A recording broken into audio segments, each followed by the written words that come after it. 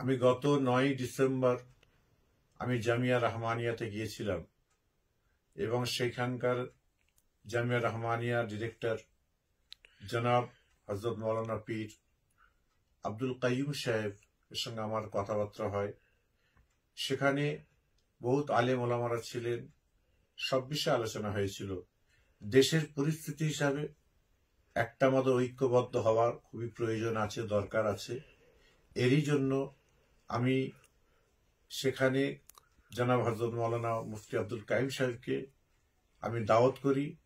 আমার ফুরফুরা শরীফ বাড়ির মাসিক যে জিকিরের মাহফিল হয়, প্রত্যেক ইংরাজি মাসের দ্বিতীয় সপ্তাহ রবিবার যে প্রোগ্রাম হয়, ওই প্রোগ্রামে আমি তাকে দাওয়াত করি এবং তার পরবর্তীতে আমি 16 ডিসেম্বর খাদিজাতুল কুবরাতে আমি যাই। সেখানে গিয়ে আপনার জনাব হযরত মাওলানা আব্দুল মতিন সাহেব ছিলেন, জনাব হযরত মাওলানা রজব আলী সাহেব ছিলেন। সেখানে গিয়ে বহুত আলেম ওলামারা ছিলেন এবং বহু জ্ঞানীগুণী বুদ্ধিজীবী ছিলেন এবং সেখানে ওলামা আপনার আঞ্জুমানে ওয়াইজিনরা ছিলেন। সকলকেই আমি দাওয়াত দিয়ে আসি।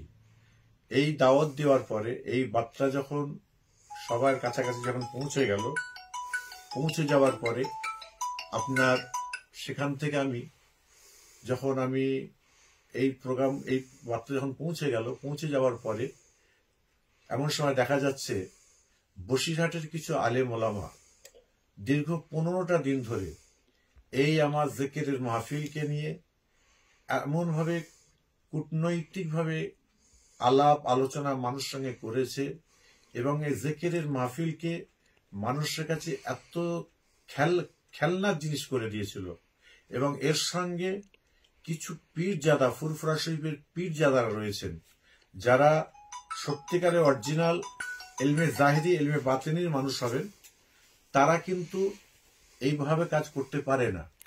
আজকে এমনভাবে তারা এই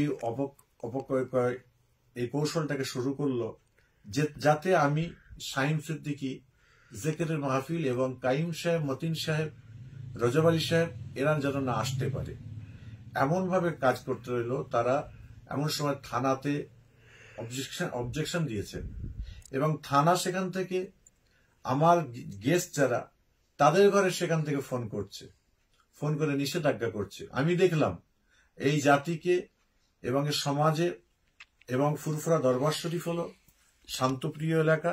ফুরফুরা দরবার শরীফ মুজাদ্দেদুজ্জামান দাদা হুজুর কেবলার দরবার, এটা কোনো রকম অশান্তি চাই না।